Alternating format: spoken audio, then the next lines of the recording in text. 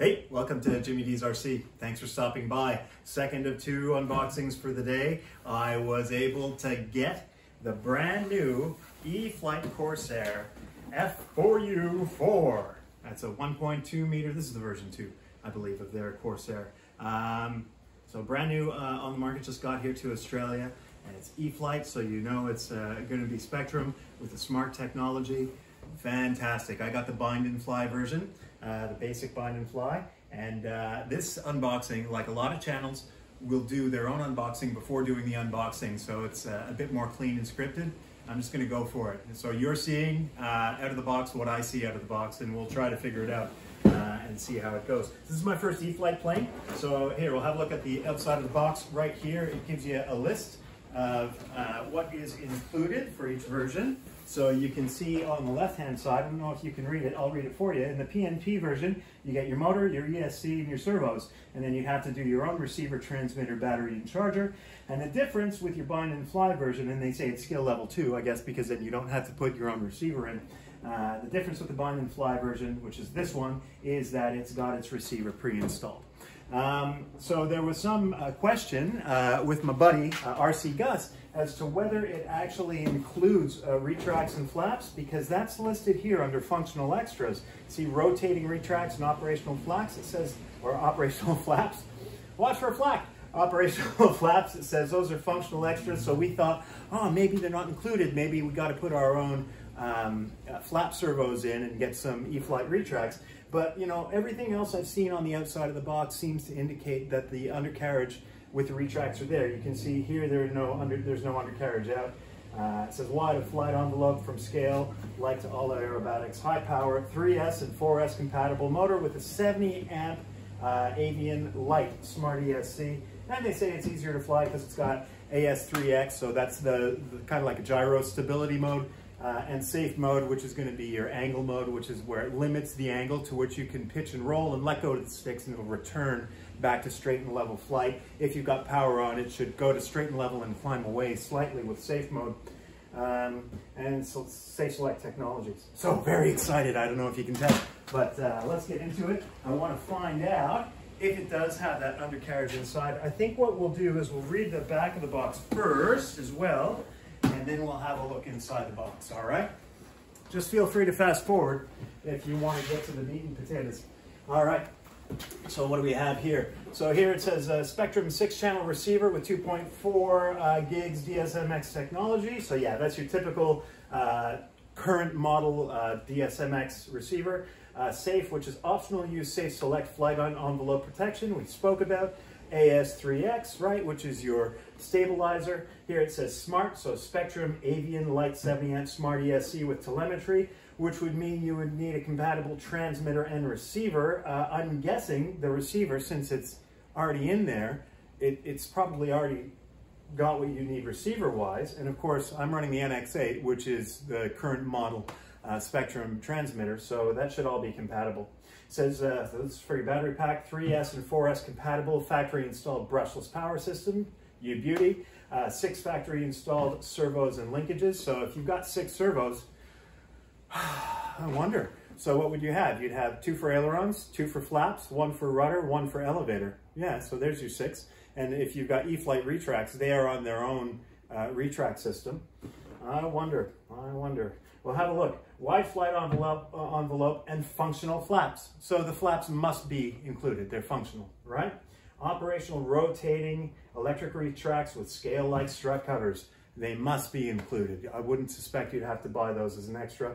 And it says easy assembly, no glue required. Let's find out. Okay, that's the last time, I promise. No more reading, we'll get into it. So just open up the box, find out where the top is. And the top looks like it is the top.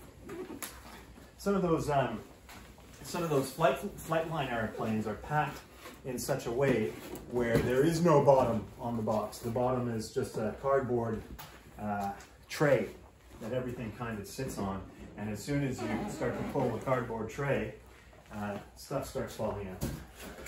We'll see what happens here. Oh, I see some decals pre-applied.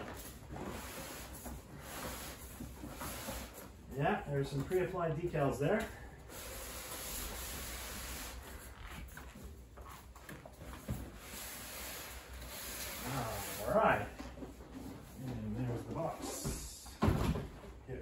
box, and we'll show you what it looks like here as you get it. Just like that. There's nothing underneath. Underneath, there's just some void space. Keep the weight down. Not have to use so much styrofoam. All right. So it looks like manual decals and propeller are at the top.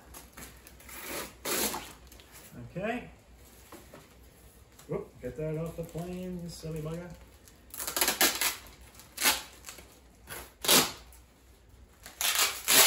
Okay, so there's your manual. Who reads the manual? I don't read the manual. Never read the manual anymore, other than to get the center of gravity and to get the control throws. Even that I'm starting to not bother so much. I got some lovely decal sheets, or decal sheets, depending on how you want to pronounce it. I'm happy with either. Ooh, Navy and Marines. And then this just looks like I've got some white numbers there. That's all that is. 23450 BCF. BCF 23450. Yeah, there's no 67. I was hoping for a 67. Oh well. That's okay. We'll figure something out. 23450. Those are the only numbers I got. Okay. Move that aside. So there's a tray here, and in the tray is the propeller. Big paddle propeller, 4-blade. Pretty good. Let's see how big that is. It's a 10-inch, 10.5. 10.5. I don't know what the pitch is on it, but 10.5 4-blade propeller. I'm sure we could look up the specs online, but quite frankly, I'd rather just fly the gosh darn thing. Okay. So that's just the tray where the propeller is held and protects the airplane. There's something over here as well. Looks like a kit full of hardware.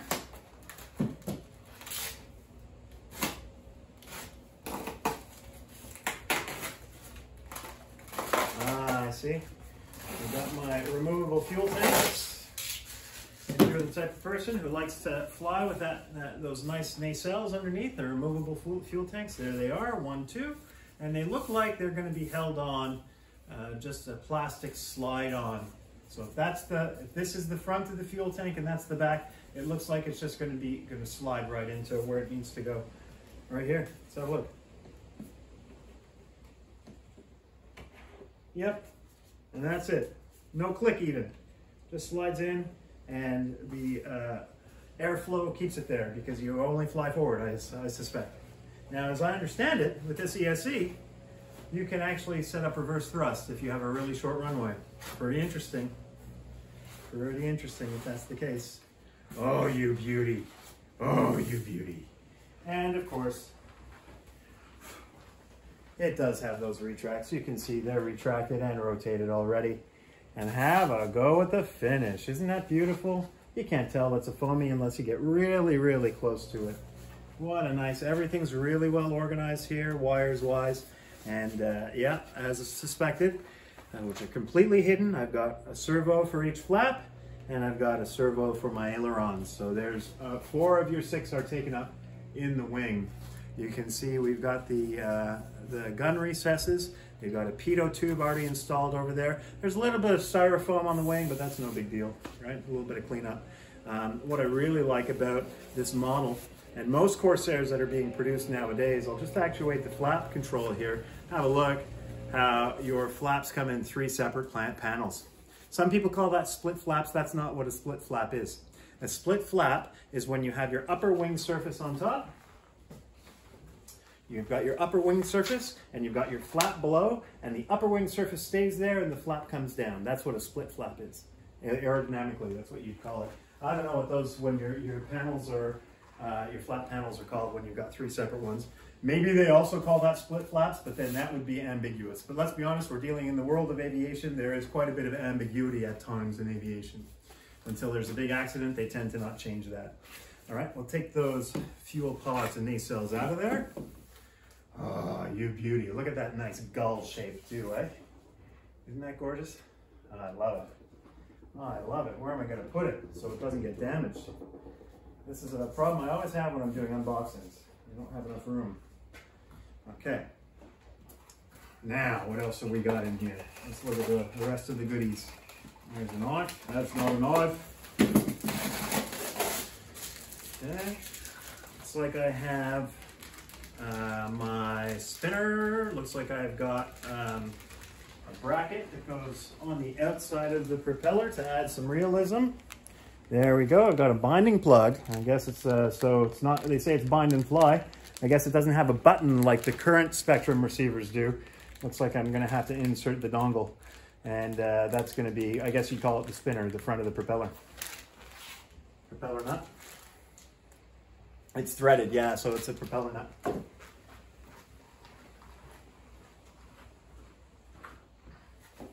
What else we got? What else we got? Okay, to hold the fuse in place, I've got some more bits of styrofoam. Whoa, wait till you see it. Wait till you see it. It looks so good. Gorgeous. Oh my goodness, what a work of art. Bum, bum, bum, bum, bum, bum, bum, bum, bum, bum, bum, bum, bum, bum, bum, bum, bum. Look at that, isn't that great? So fancy, so fancy. Very nice, typical FMS pilot in there. I'm not sure if E-Flite and FMS are, oh look at that, I've even got a dummy radial engine in there. I suppose there are a few cooling holes, 1, 2, 3, 4. That should help with cooling a bit. If it gets too hot, we can always do something else. It looks like I've got a proper vent down there as well. And it doesn't look like the cowl flaps are actually open to the engine compartment. You can't see any daylight through there. So you would normally see some daylight through there. And that, as they open them, and the real airplanes, right? What happens is they open those cowl flaps up and it allows more airflow through, but of course then it makes the airframe more dirty and you get more form drag. So not streamlined drag. So you want to go fast, you close them up, but then if you're giving it full power, you may find that, that your engine gets a bit hot in a real airplane. Beautiful though, really, really nicely done. I do kind of wish they hadn't applied the decals beforehand. I would rather have done that myself. But that's, you know, that's an individual thing. I guess it depends on the person. That doesn't seem to want to come up easily either. That, I'll have to read the manual to make sure I don't ruin anything by trying to get that open in a way that it's not supposed to open. I don't want to rip it, so I'm not going to force it. I'll just leave it like that. Tail wheel's pre-installed, which is nice. I already got my vertical fin, and my rudder is pre-installed, and it's also already attached to the control rod and the clevis. And you can see here, it's just a typical control rod clevis system. So you could do some upgrading on that, but we'll see how she flies before we bother with doing any upgrading. Gorgeous. And last but not least, here should be my stabilizer in my elevator, and there she is. And really good quality, just like the rest of the kit so far. Can't complain at all. One thing I will mention that I noticed when I was looking at this fuselage, I'll bring it around and see if you can see what I see. There are these little styrofoam balls all attached to the fuselage.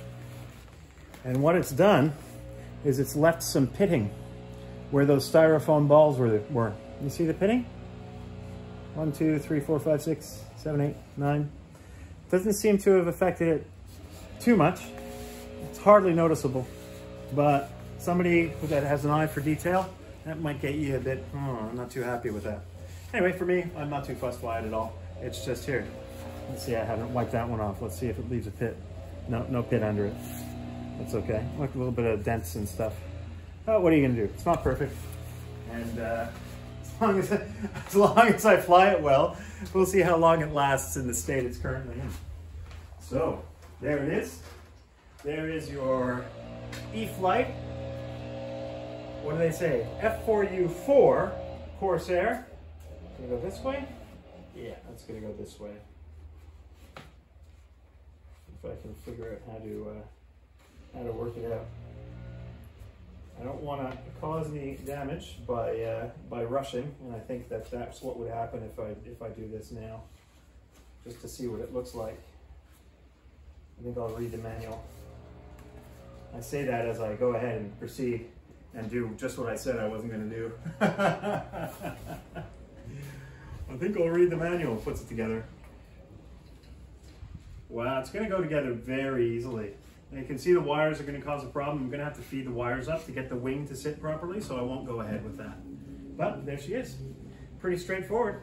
Not a lot of screws around. I don't see any screws in there. And here I see 1, 2, 3, 4, 5. 1, 2, yeah, 5 screws. 5 screws, put the prop on, charge battery up, and I think away she goes. I'm going to fly this on a 4S. I'm going to start with a Zippy Compact 2200, see how close that gets me to the center of gravity. If it doesn't work, I've got a 4S 3000 milliamp hour. We'll see how that one goes. If that one goes well and the center of gravity looks good, I've also got a 3300 milliamp hour pack. That should work really well. I'll have to have a look inside the cockpit. Let's see if we can get that open while we've got the video running, because I'd like to show you at least what it looks like inside, as well as I'm curious to see what it's like inside. So if I rip that off, you're the witnesses. But I'll have a read of the manual first to see how it opens. Yeah, okay, so what do they say? So remove the canopy hatch. That's all they say, remove the canopy hatch. They don't say anything about how to pull it or anything like that at all. If needed, use hemostats or pliers to pull the servo connectors in the fuselage. Yeah, they don't say anything about the canopy hatch is supposed to come off. It looks like it comes off from here all the way forward to here. So the whole thing is going to come off. Let's see what happens. There we go. That was a lot easier than I thought. I was being too trepidatious and too careful. We'll show you the inside.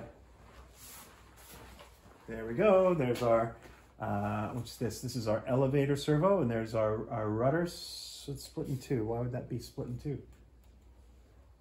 Yes, one for the tail wheel and one for the rudder itself. And then looks like a XT60 connector. Throttle is labeled, elevator is labeled, rudder is labeled, and they're all already plugged in. This is an AR631 receiver. It does have the button for binding, so that makes life easier as well. The battery tray, I've heard some complaints about the straps for the battery tray. They're just those pass-through straps, which, you know what, I don't mind those at all. So I tend to just pass those through, and then they go around the battery. If I could pass it through one-handed, it would be easy, but I don't think I can, so I'm not going to proceed with that. We've already got some pre-supplied Velcro if you want to Velcro your battery packs down. I did find that tends to start to rip up the Velcro underneath, so I'd like to use shelf liner. I find shelf liner is much easier for that type of thing. But it seems like there's plenty of room for battery in there. Again, it's a generous fuselage. Most radial model airplanes are the ones that have the profile of the radial engine because it's so large inside. So big internal compartment. I'm going to be able to fit a lot of fun stuff in there. Beautiful. Very happy, very happy. But for the price I paid, you can't really complain. This is maybe about $300 less than that 1600 millimeter Flightline Spitfire that I've got. And I love that airplane. I mean, that was good value for money. And that I had to buy a receiver above and beyond that price. So yeah, it is smaller. This is a 1200 mil instead of a 1600 mil. But you know, you're running out of room in the car anyway, every now and again. And I like to bring different planes to the airfield. I like to, if I can get away with bringing 3 to the airfield, then I'm feeling pretty good. In any event, there it is. All set up and ready to go. Let me know what you think in the comments below. If you have any different experience that you'd like to point out, a few things that maybe I've done wrong, maybe you think you have done better, and point me to any videos that you've made that you think I would benefit from before I go ahead and build it. So there it is. Any questions, please feel free to leave me a comment in the link below. Link in the description as for where I got it. Yeah, next time you're out there flying, I hope you have a great day. Thanks for stopping by. Please subscribe if you liked the video. All the best. Take care.